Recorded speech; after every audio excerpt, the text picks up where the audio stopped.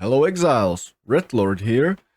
And yeah, we're 2 days, 9 hours, 20 minutes away from the league start, and I decided that I probably should do at least one more league starter I'm considering. And for that, let's jump into Path of Building, and it's gonna be a Blood Mage. And why Blood Mage? Because I played Blood Mage in the past, and I love the ascendancy. I love the theme of the ascendancy, but yeah, it wasn't quite there, and especially thanks to these 2 points basically being a necessity you have to take, because you would have to spend these 2 points to get anywhere else on the skill tree. And now they're making a change that these points come pre-allocated with the ascendancy of Blood Mage. So basically they're removing this one life point right here, and they're giving you free sanguimancy, and then you can spend your 2 points. So basically the next skill tree, with the Third Edict patch, we're gonna be able to have 4 notables plus sanguimancy, because it's going to be for free, and that really opens up lots of builds. And they're also making a change where Gore Spike and Sunder the Flesh are gonna be switching places, and Gore Spike is getting a little bit of a nerf. Gore Spike is gonna be scaling 1% increased crit damage bonus per 50 life, not 40, which still is fine in my opinion. But mainly these 2 notables are going to be switching places, which opens up this ascendancy skill tree that I have allocated right here, because I've always wanted to play with the 15 crit and at the same time properly stack life with through the Crimson Power notable, giving me 100% of energy shield on my body armor, basically as extra maximum life. And yeah, this is now going to be possible. So, and even better, we're still gonna be having like 2 points left. So the thing I would probably take is Vitality Siphon for the spell damage leeches life. That feels really goddamn good. Or Sunder the Flesh. Gore Spike, because these are gonna be switched again. But yeah, that's the whole theme, trying to stack life and get things, not just life as a defense from it. And the way I would do it is with Rathpith Globe. And the main thing we're looking for here is, of course, non-channeling spells have 5% increased critical hit chance per 100 maximum life, and non-channeling spells deal 10% increased damage per 100 maximum life. So yeah, getting by the way, the gear I have right here equipped with 2.6k life, that's on level 90, and with pretty bad gear like 700 ES body armor, with yeah, basically these rolls on everything, these mid rolls. So this is pretty much nothing gear, and I think thanks to us being able to have the Crimson Power, getting to around 5k life shouldn't be that big of a problem if you use runes in the end game and all of that. So I believe that getting to, as I said, around 5k should be okay, or at least around 4.5k should be okay and not that big of a deal. So I think it would be decent even in a league start scenario. And as you can see, the gear I have right here, this is basically stuff you can get, I don't know, in the campaign. So yeah, like nothing crazy, and we're at 2.6k life. But yeah, why the Rathpith Globe? Basically, let's say that we have the 5,000 life. That means we're gonna get what? 5,000 divided by 100 times 10. We're gonna have 500 increased damage. If we have 5k life, we're gonna get 500 increased spell damage from Rathpith Globe. and 250 critical hit chance, right? For spells, that is. So, yeah, now combine that 250 critical hit chance with the Son of the Flesh, and you're at, what, like 35 crit? Let's whip out my calculator here. What is it? 15%? Yeah, 15% times 2.5, basically. 2.5. Yeah, 37.5% crit chance. So, yeah, and that's just with 5k life and just thanks to Rathpith Globe. So then, basically, almost all of your increased damage is going to come from the Rathpith Globe itself, and then you don't have to focus as much on scaling actual increased damage on your skill tree because you're getting it from Rathpith Globe. So, I don't know, your skill tree would look like, yeah, but basically what I have here, trying to scale flat damage, which means gain damage as extra, so nodes such as this one, these are minions, I believe, yeah, this one, maybe these, yeah, stuff like that. And also trying to scale a bit more crit to get us as close as to 100% as possible.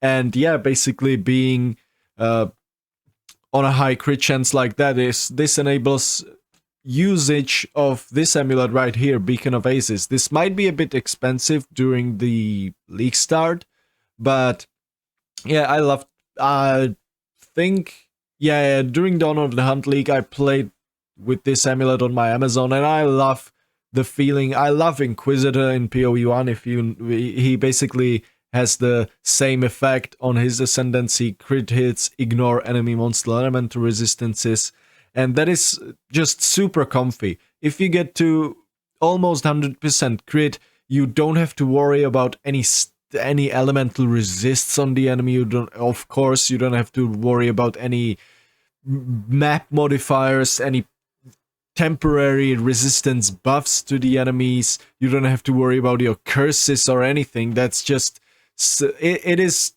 I would say, the lazy way to do it, and maybe in the end a bit worse in terms of single target, but it is super comfy. If you've never played with it, I highly encourage it. Ignoring enemy elemental resists is super comfy. And what do I mean by it actually being a bit worse?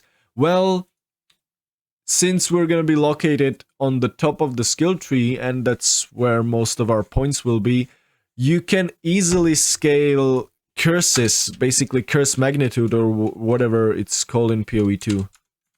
So yeah, there's a bunch of clusters for curses, and yeah, increased curse magnitudes, which means you're gonna scale the hell out of increased effect of your curses or your exposures. And remember now, they made exposures be basically all in one. There's no single exposure to cold, fire, and lightning. They're just elemental exposure right now. And the same goes with all the curse skills. There's no flammability, no conductivity, no hypothermia. There's only elemental weakness. And yeah, so this just makes it really comfy. And I think it is really easy to scale curse effects, and you can do it on your weapon swap. So yeah, basically if you path, I don't know, let's say like this, and yeah, now basically what you can do, you can have your weapon swap 2, which as in this example it's the green one, weapon swap 2 mode, and let's say you have your, I don't know, yeah, basically whatever staff, and you scale effect of curses with that weapon swap. So basically your other weapon swap would be just to scale curse effect, right? And your main one would be actually for dealing damage. So that is pretty damn good what you can do. And I did that in the past when I was playing my Blood Mage the first time, and yeah, it really feels good. And now it's gonna be even easier because you don't have to press flammability, conductivity, hypothermia. You don't have to press a gazillion buttons. You have to press, I don't know, 2 buttons. Maybe Frost Bomb for elemental exposure and LE weakness for LE weakness. So, yeah, it's gonna be made a lot easier, and definitely that is what one thing you can go about it. But yeah, as I said, Beacon of Aces is just super comfy. And oh, I just realized I forgot to say what kind of spells would I be using. I would be using basically trying out everything elemental that is new, and that's it. Just trying out all of the new elemental skills, playing with the new infusions and all of that, because there's so much of it. Infusion. Yeah, infusion support, blah, blah, blah, blah. New content and feature. Yeah, basically this. Consuming these infusions to empower other spells and all of that. And I think that this playstyle, at least from what I've seen from the gameplay, it doesn't seem to require that much like cast speed and all of that. So I believe that it fits the Blood Mage ascendancy pretty well, because technically Sanguimancy, what it also does is gives you skill gain base life costs equal to base mana cost. So yeah, and also gives you this skill life remnants, and these life remnants are gonna, if you're below your maximum life, they're gonna recover your maximum life portion of it, and or flat amount, I can't remember right now. And there, if you pick them up at your maximum life, where you're at maximum life, you're gonna overflow your life up to basically 50% more life. So from 5k life you would get to 7.5k life. It was nerfed from 100% more to 50, but that's fine. And yeah, basically if you're at your overflow life, your leech effects or anything, any recovery effects don't affect you. So even when you're at, let's say, the 7.5k life with the overflow, you cast the spell for 100 mana, now you're at 7.4k life, right? And even if you leech, even if you press a flask, you cannot recover back to 7.5k any other way than picking up another life remnant. So yeah, keep that in mind. That's why I think that high cast speed builds kind of don't fit the Blood Mage ascendancy, but I might be wrong, of course, I might be wrong. So yeah, that's why I think that really combining maybe slower casting skills, not casting bajillion times per second, but yeah, maybe trying to scale more AoE to cast one skill for the pack instead of, I don't know, 3 or 4. You know what I mean, you get what I want to say. Yeah, and basically other than that, the rest of the skill tree, I don't know, this curse thing is optional as I said, but yeah, since we're scaling most of our increased spell damage through Rathpith Globe, the rest of the skill tree would be just filling up crit, basically. And yeah, just fill up the rest of the crit nodes, take some energy shield nodes, because there's gonna be some nerfs to an energy shield. Of course, we might have to take some mana nodes to get the regen, but yeah, we shall see about that. And yeah, that's basically going to be the skill tree, just trying to scale crit and trying to scale energy shield and all of that. And our defense would basically be big life pool and big energy shield pool, and that's it. Hopefully it would be enough. Of course, we're gonna have to spend more points on the skill tree to actually like scale the energy shield, but or scale the recharge rate, of course. But even better time to play Rathpith Globe, right? Because it saves points from trying to scale increased damage on your skill tree. So yeah, that's what I would consider. But yeah, Rathpith Globe might be expensive, so we shall see about that. Maybe this is going to be better as a second build or something, especially if you decide to use the Beacon of Aces. I reckon it's gonna be a bit expensive. At least it was during the dawn of the Hunt League. But yeah, I mean, we shall see. Maybe this is going to turn out to be really good second build. Maybe not a league starter, but yeah, maybe a second build. And that's pretty much it about the idea. Of course, I wanted to show you one more thing, and that's Soul Feather and Painter's Servant. And yeah, I played with these gloves before. 33% of elemental damage converted to fire, cold, and lightning. So basically you're splitting your damage into all three different ailments, and you're getting bunch of damage as extra of each. So these are pretty damn good offensive gloves and enable you to use stuff like the Trinity support, or not a support, but Trinity aura. So yeah, that's one thing, one unique that is optional, but I would say viable. And the other one is Soul Feather.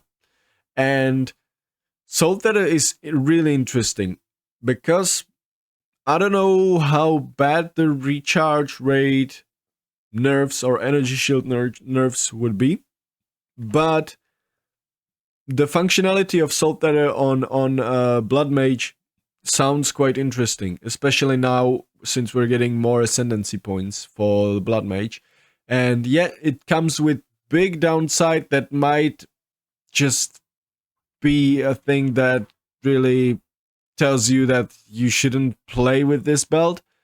I don't know, I haven't played with it, I just theory crafted in my head, and it makes you lose 5% of your maximum energy shield, of no, not of your maximum, but of your energy shield per second, and gives you this line right here.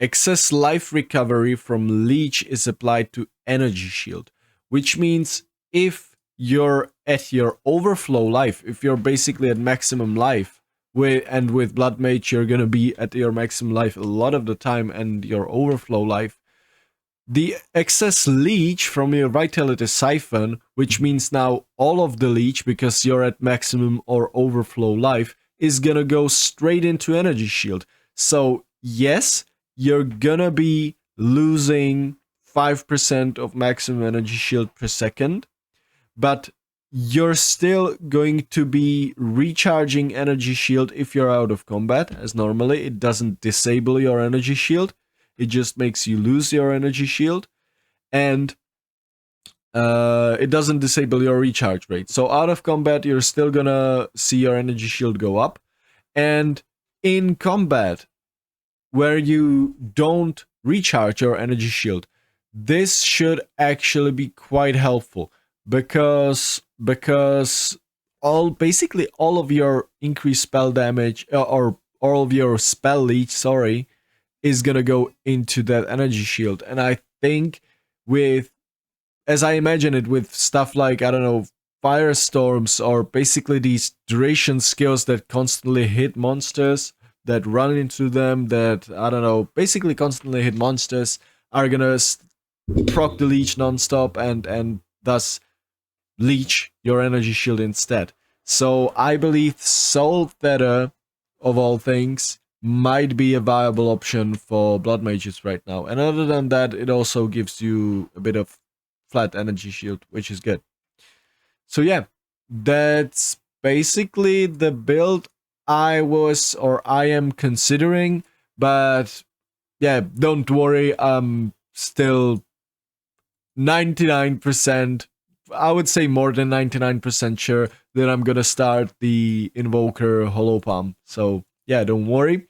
But this sounds like a cool second build for the league, especially thanks to the Rathpith Globe and Beacon of Aces. But yeah, I mean, something like that definitely could be played on a League Start too. Just don't, I would say, don't think that you're gonna get your Rathpith Globe on day one or Beacon of Aces and you're gonna be fine. Just plan around it and yeah, you're gonna be fine.